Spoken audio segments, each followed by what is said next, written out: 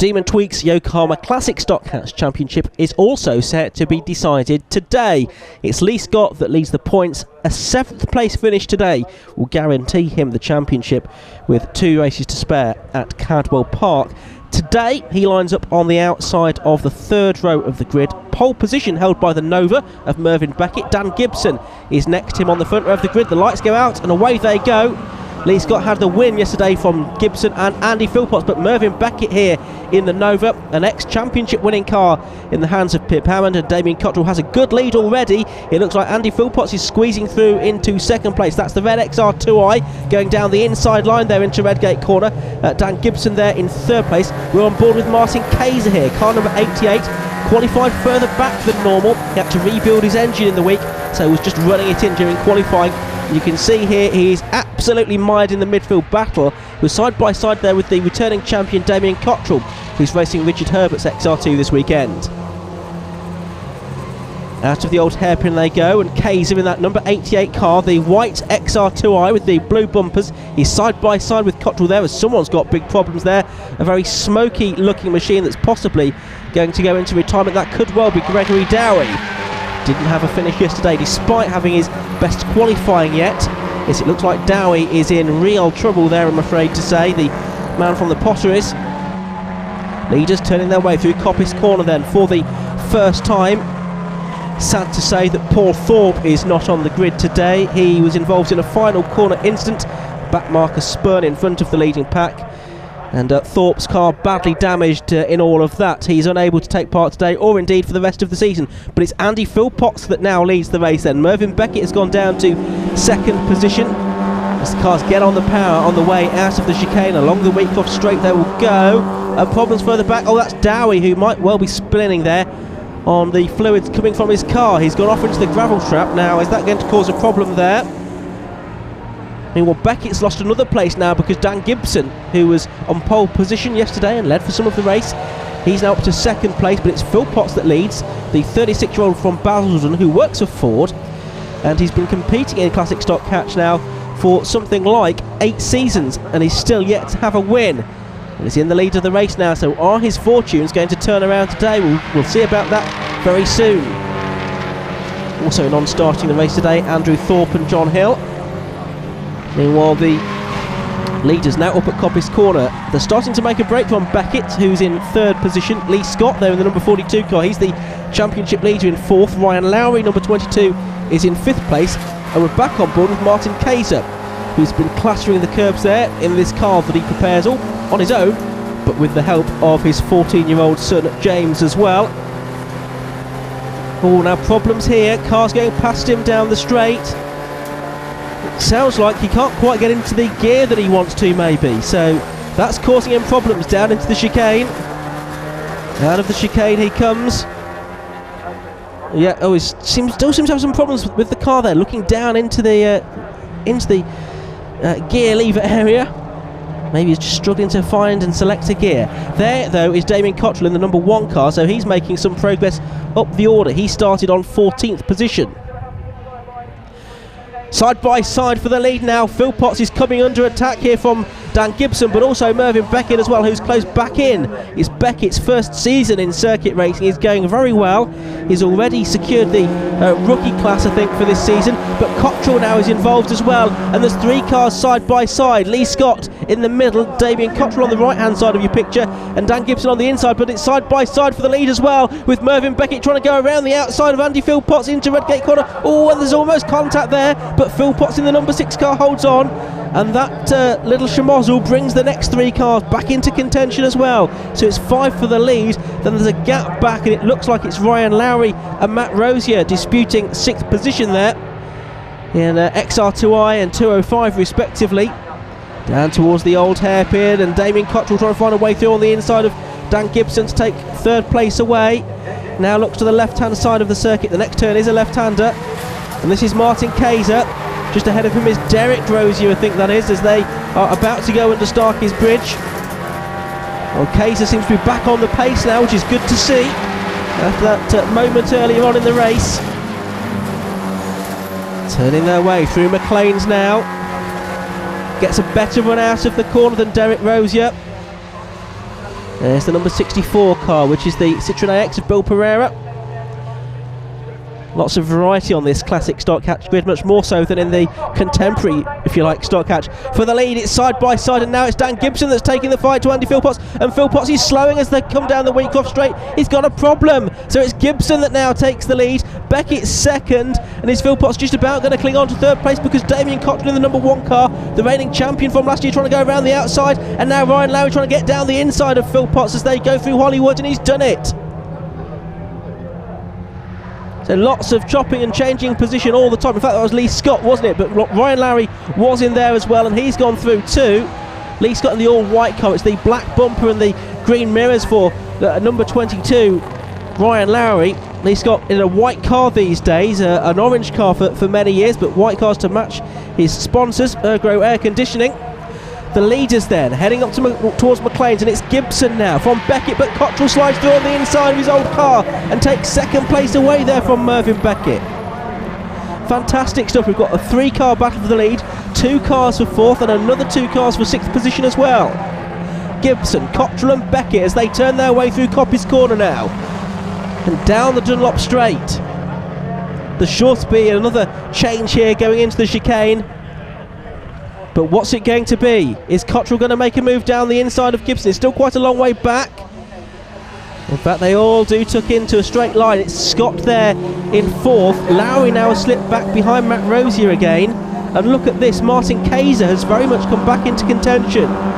Andy Philpotts is continuing, but engine problems possibly for the number 6 car. The lead being disputed once more. Gibson and Cottrell absolutely together, turning their way through Redgate Corner. Gibson possibly a bit wide. That gives Cottrell the chance to go down the inside through Hollywood. No, not quite.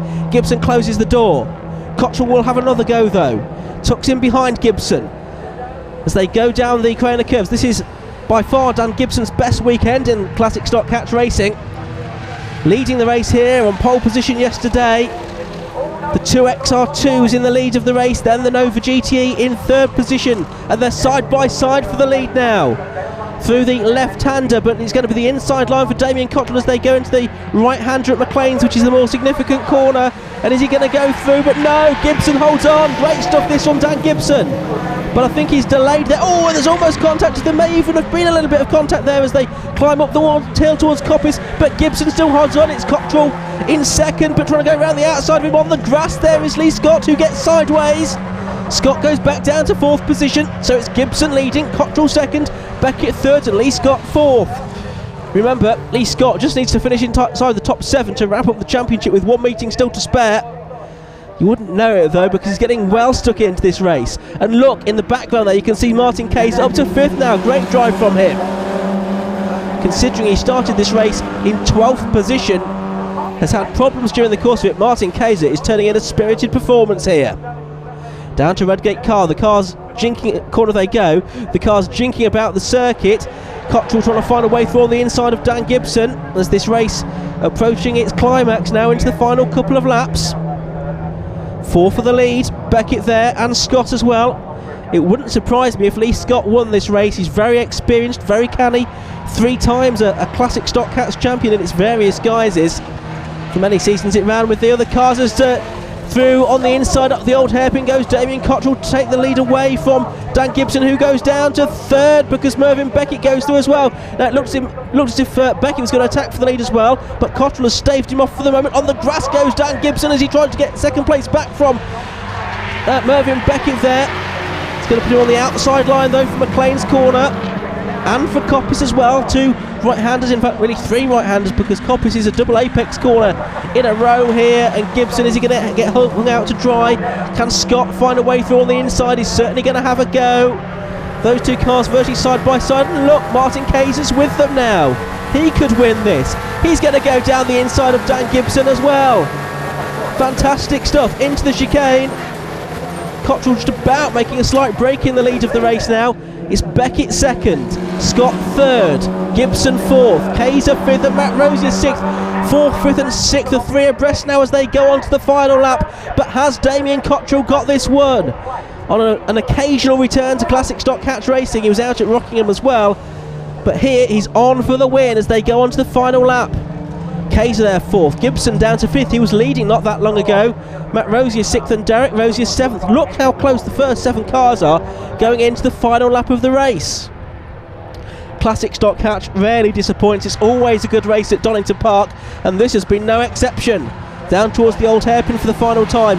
Gibson and Kayser are we're going to change positions there, I think. Gibson keen to get back into the top 4. On board with Kayser now, supported by finish line performance in the gearbox centre as well, turning their way through the left-hander at Schwarzkopf. Now the right-hander at McLean's, and can he find a way through here on the inside of Lee Scott? No, he can't. But Cottrell now a bit further up the road. I think he's got this done and dusted.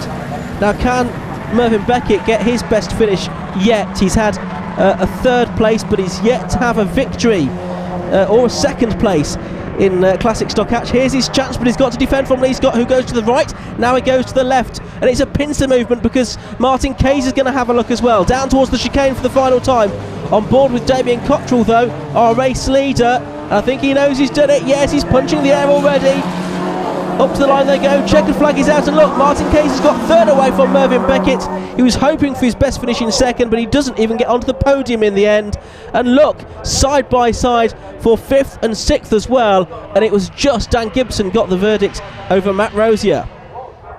Confirmation of the results then, Damien Cottrell winning by 1.4 seconds in the end over Lee Scott, with Martin Kayser snatching 3rd place from Mervyn Beckett at the final corner. Daniel Gibson was 5th and Matt Rosier 6th. On his way back up through the field, Martin Kayser got the fastest lap as well, but the championship plaudits this year, well, they go to Lee Scott.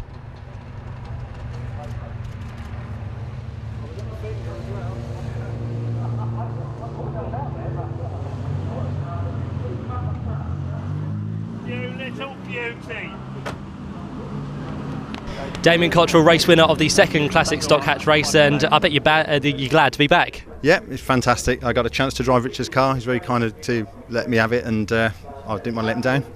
And you kind of work your way through there, picking everyone off, and you managed to get to the head, which is always nice. Yeah, I like to have a good go, and I don't leave anything on the track, so I don't think I left much of the cars on the track, but there you go. Yeah, it's you got to go for it when you got to go for it, and look, it worked out for me today. Well done, Damien. Thank you. Lee Scott, well done on your 2nd place and 2013 Classic Stock Hatch champion.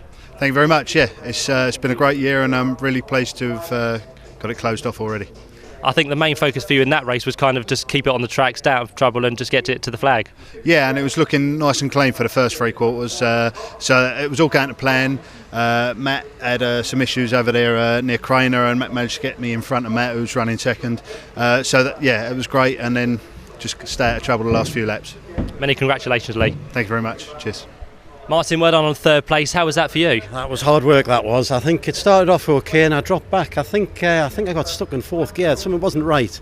It dropped us back for a whole lap, and then it was it all came back, and it was fight from then on. And that was some of the hardest work I've had to do. And I think it was lucky that the front lads were messing with each other a little bit, which allowed me really to catch up towards the end.